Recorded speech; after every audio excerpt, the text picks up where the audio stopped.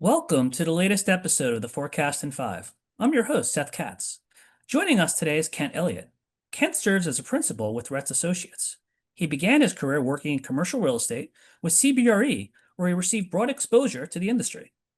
Kent founded RETS in 2002 and collaborates with esteemed firms within the commercial real estate space, recruiting top talent from mid to executive management roles spanning equity and debt across all sectors. Thriving on daily networking and energized by meeting new people, he fosters robust relationships with countless real estate professionals nationwide. Kent's primary goal is crafting exceptional teams, reflecting his profound dedication to industry excellence. Welcome, Kent. Appreciate you joining us today. Thanks, Seth. Fired up to be here. I've got a daughter that's soon to be a senior at UCLA, and I'm a frequent visitor of a wonderful place on the UCLA campus, the Luskin Hotel. That's great to hear. Well, let's get started with some questions. As Red specializes in filling executive roles across the commercial real estate industry, what are some aspects that make your firm distinctive? Yeah, the most immediate one is all we do is focus 100% on commercial real estate. So we can speak the languages there inside and out. We're a firm that's just 100% real estate. We don't do any other sectors. So as you know, commercial real estate is very broad. It covers all sorts of different product types and corporate real estate. And we really do executive searches within any of those spaces for commercial real estate firms. The three principals, we all came from real estate long ago and then got into executive search. So we can speak a lot of the languages. I'm not saying we're all fluent in everything, but we've got that passable language skills to really talk about most sectors. And then the balance of our 20-person team, about half of them came from real estate. So once again, they can speak different sectors. And then the other half came from recruiting and learned real estate. So we're really a balanced out firm. And one of the things that's really so important is we're long-term. We've been doing this 24 years. One of the candidates that we placed 22 years ago, he's still president of the firm that we placed him at. So that's something we're super proud of, is that long-term relationship we have with clients and candidates. Interesting to hear. You've had tremendous success since starting RETS over 20 years ago. Can you share more about how possessing a commercial real estate background has had an impact on your firm's growth? Yeah, starting off at CB, I learned to speak some of the different languages. And I also was in a role, I grew into a role where I had a national position. So I got to know people across the country. And I was embarking on an MBA at UCI. I just knew that wasn't what I wanted to do at CB. And I had to figure out what I wanted to do long term. And one of the things that was important was that the relationships that I had while I was at CB transferred. And that's something that's just really important at our firm. We work with firms. We're not transactional. It's not about doing one search. It's about the long-term nature of our business. And over 24 years, there are quite a few candidates who we've not just placed once, but twice or even three times. That doesn't mean we're putting them there and pulling them out. Sometimes we put somebody in a position, they're there for 5 years, and then they leave on their own. And then 3 years later, we're pulling them out for another opportunity. So that's something that we really enjoy is the long-term nature of what we do and the relationships that we have with both candidates and clients that we place. I'm glad you touched on relationships, which brings me to my next question. Relationships are essential to maintain in any industry.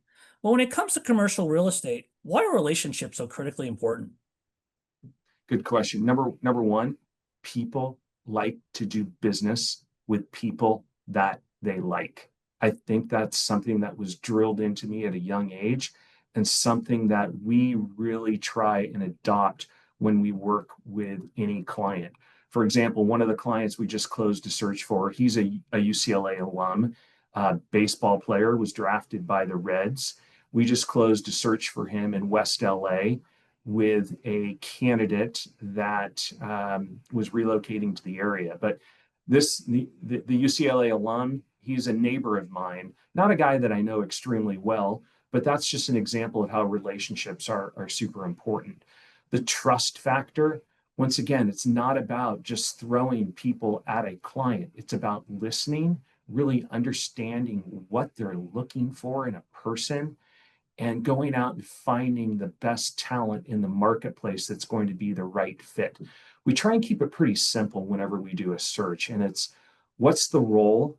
And with our background in real estate, we already know what the role is with just the title. Where is it located? When do they need somebody? And what's the compensation? Those are four things that are really black and white.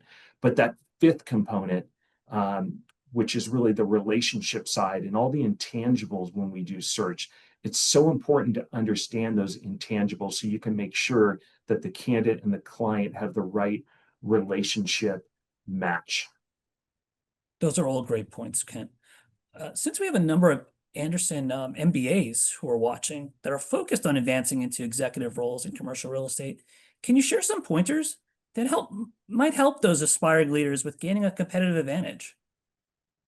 I can do more than that. I've had this request probably thousands of times over the last 24 years. Hey, can you help my son? Can you help my daughter? Can you help my neighbor's kid who's going to UCLA in the MRED program that wants to get into real estate? So what we did, we encapsulated all of that knowledge into a living document on our website where you can go and you can get tips on resumes. Every single individual that's at Anderson right now in the real estate world, they could go to our website and read the resume tips that translate just to real estate. And it doesn't matter if it's someone that's at Anderson now or someone that graduated 30 years ago, they can go there and learn those tips. 100% guarantee, which you don't get too many of those in life. If you go and apply some of those tips, your resume will be improved. So that's number one. Number two, go to events. This industry is based on relationships, whether they're events on campus in Century City, in Santa Monica. I'm going to an event in Newport today at the Bay Club, an NAIOP event. Go to those events and meet people. That's critically important. And then number three, if you're at Anderson now, learn various facets of the industry. The industry is very broad, and maybe you just have exposure or you just want to go in and do acquisitions, which always seems to be the sexiest space. But there are a lot of different segments of the industry where you can be successful long term. They're interesting and they can be very financially rewarding. Very helpful. In recent years, advancements in technology have had a huge impact on how the commercial real estate industry operates and will continue to. What do you believe are some of the most significant changes we'll see over the next decade when it comes to recruiting new executive talent? Number one, and this is something that everybody's talking about AI right now. I mean, that's obviously the top of the list. But I just feel that technology is not going to replace you. It's the individual that knows how to use and harness that technology that will replace you. We did a recent LinkedIn poll, an amazing real estate publication called Real Estate Alert, owned by Green Street. I have a relationship with the editor there, and she said, hey, is AI replacing analysts and associates in commercial real estate? I had my immediate answer, but I said, give me a few days. We did a quick LinkedIn poll, and the results were actually pretty interesting. Only 11% of the respondents said that AI was going to replace the number of analysts out there.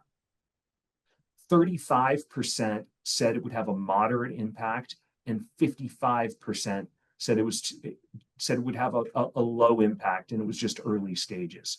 So my whole point on that is technology. As you look backwards over 20 years, there's been plenty of technology that's entered the commercial real estate industry. And that's another thing.